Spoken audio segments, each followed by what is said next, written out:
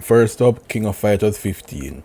This is a fighting game, fast-paced, and it's not concerned with dumbing down things for modern audiences.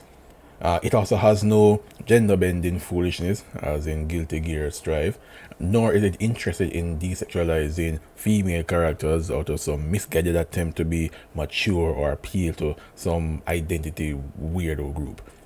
Honorable mention in this category of fighting games would be Guilty Gear Xrd Rev 2. The only problem with this game is it's quite old now, and so it doesn't have that many current tournaments going on, if you're interested in that type of thing. Next we have Trine 2, an old game 2D physics-based puzzle platformer. It has great aesthetics, it's a fairy tale brought to life. There's no anti-male or pro-alphabet politics of any kind in this game. So just want to have a good, clean fun without any strings attached. This is a game that you can play. Honorable mention would be Ori 2. The issue with me with Ori 2, I think it's a story more than anything else. But whenever I play the game, I can't get more than 5 hours into it, and then I lose interest. So I've restarted the game about 4 or 5 times, and it's always around 5 hours that I cannot. It kind of runs out of steam for me personally.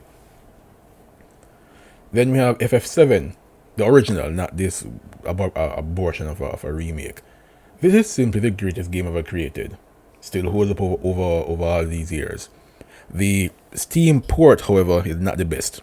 So if you're playing this game and you have a controller, you want to use a controller to play the game, as all games should be played with a controller, you will need to go into the USB settings for the controller and set the first of all, I use DS4 Windows to emulate a 360 controller, and then set that version of the controller to be the default for all older games. If you don't do it, you might end up in a situation where your controller simply isn't being recognized by the game, and you're forced to use mouse and keyboard.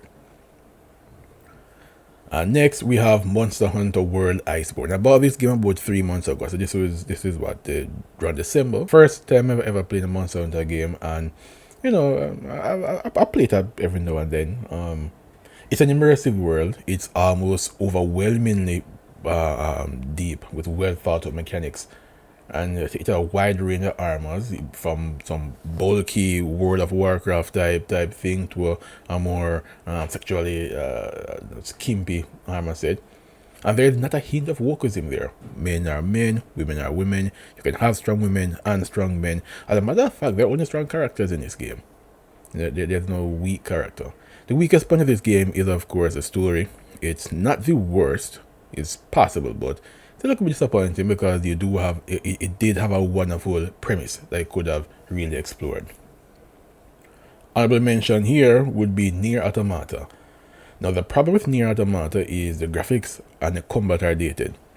After playing Monster Hunter a little bit, I went back to Nier Automata because I wanted to play it again, and the combat is just, no, it's too arcade, it's too floaty for my good. But if you don't like the more weighty, meaty, deliberate combat of Monster Hunter, then this may not be an issue for you in Nier Automata.